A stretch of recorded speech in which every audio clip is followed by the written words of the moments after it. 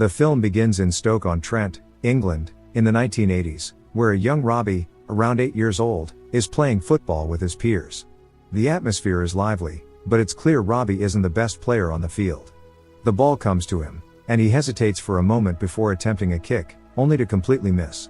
The other boys laugh, and the moment feels painfully humiliating. Robbie, his face flushing with embarrassment, storms off the field, feeling defeated. At home, he finds comfort in the presence of his grandmother, Betty, who gently reassures him that he is special in his own way.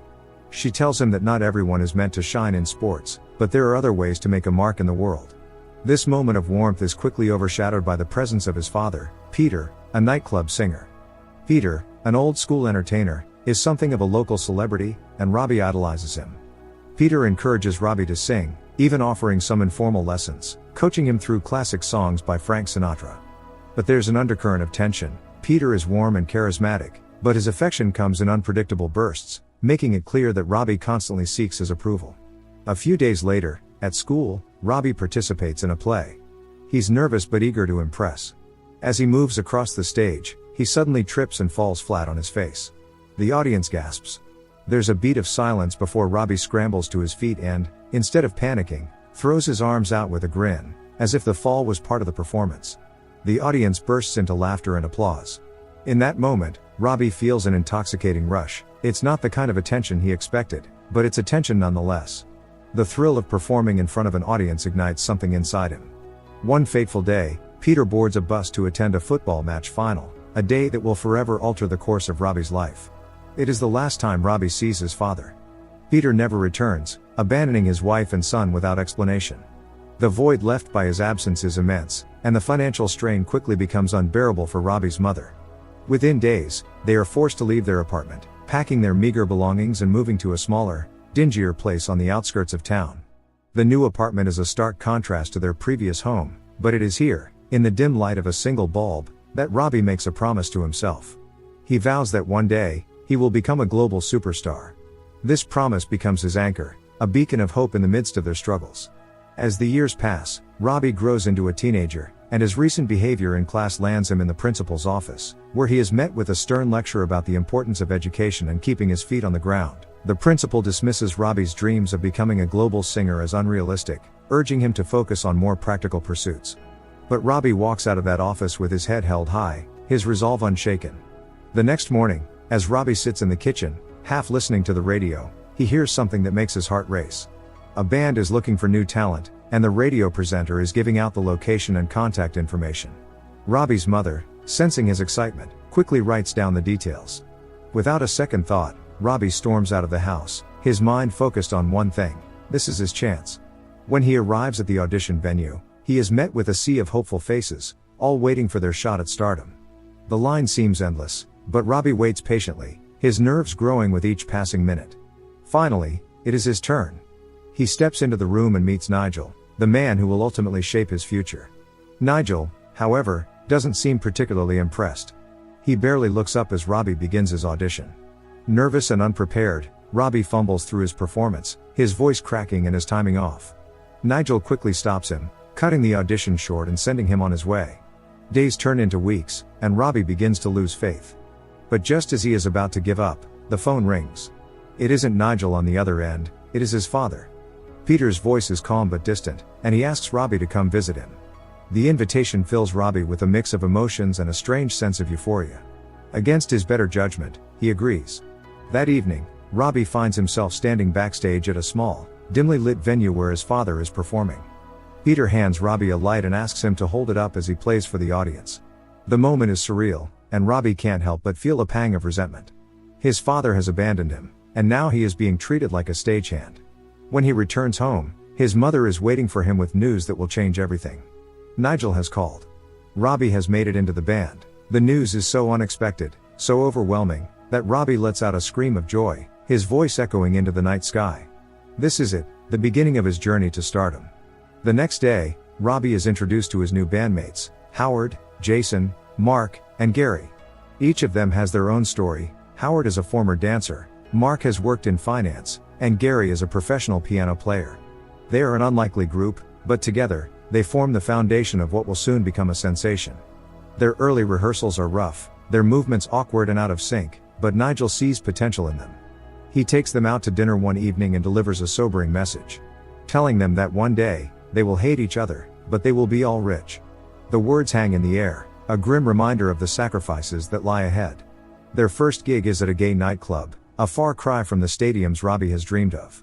He is visibly uncomfortable at first, but as the night goes on, something shifts. The audience embraces him, their energy and enthusiasm filling him with a sense of belonging he has never felt before. For the first time, Robbie feels truly accepted, and it is a feeling he carries with him. Life moves quickly after that. The band spends the next year on the road, performing at small venues and slowly building a following. Their big break comes when they are invited to perform at a nightclub packed with screaming fans. The energy in the room is electric, and for the first time, Robbie feels like a star. Backstage, Nigel delivers more good news. Record labels are interested in signing them. The boys celebrate, knowing they are on the cusp of something huge. A few days later, they travel to London to meet with a record executive. The meeting goes well, and soon after, they shoot their first music video. The video is a hit, catapulting them into the spotlight and solidifying their place in music history. But with fame come new challenges. Robbie's ego begins to grow, and he starts to see himself as the star of the group. He pushes for solo opportunities, convinced that he is destined to outshine the others. His bandmates are hesitant, but Robbie is relentless. One day, he manages to secure studio time for himself, determined to prove that he can succeed on his own. But the session is a disaster.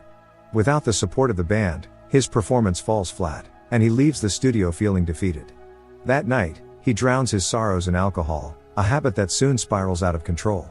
The consequences of his actions come to a head on the night of a major performance. Robbie, drunk and disoriented, collapses backstage. Nigel is furious, scolding him for jeopardizing the biggest night of their career. But the show must go on. Robbie stumbles onto the stage, his movements sluggish and out of sync with the others. The fans don't seem to notice, their cheers drowning out his mistakes, but Robbie's grandmother and mother, who are in the audience, see the truth. The boy they have fought so hard to raise is no longer the same. A few days later, the band holds a meeting to address Robbie's behavior. They ask him to step down from the next tour, a decision that leaves him stunned. But instead of fighting back, Robbie accepts their decision without argument. He drives away that day, his mind racing with thoughts of what could have been. Months pass, and Robbie finds himself at a New Year's Eve party, surrounded by strangers but feeling more alone than ever. He makes a silent promise to himself, he will become a massive artist, no matter what it takes. As if in response to his thoughts, a woman approaches him. She asks what he does for a living, and Robbie tells her he is a singer. The woman removes her mask, revealing herself to be Nicole, a former member of a girl band. They bond over their shared experiences and their desire to go solo. Robbie begins to sing, his voice raw and unfiltered, and Nicole joins in. Together, they create a moment of pure magic, their voices blending in perfect harmony. The encounter reignites Robbie's passion for music, but it also forces him to confront the reality of his life. He begins spending more time with his family, reconnecting with the people who have always been there for him.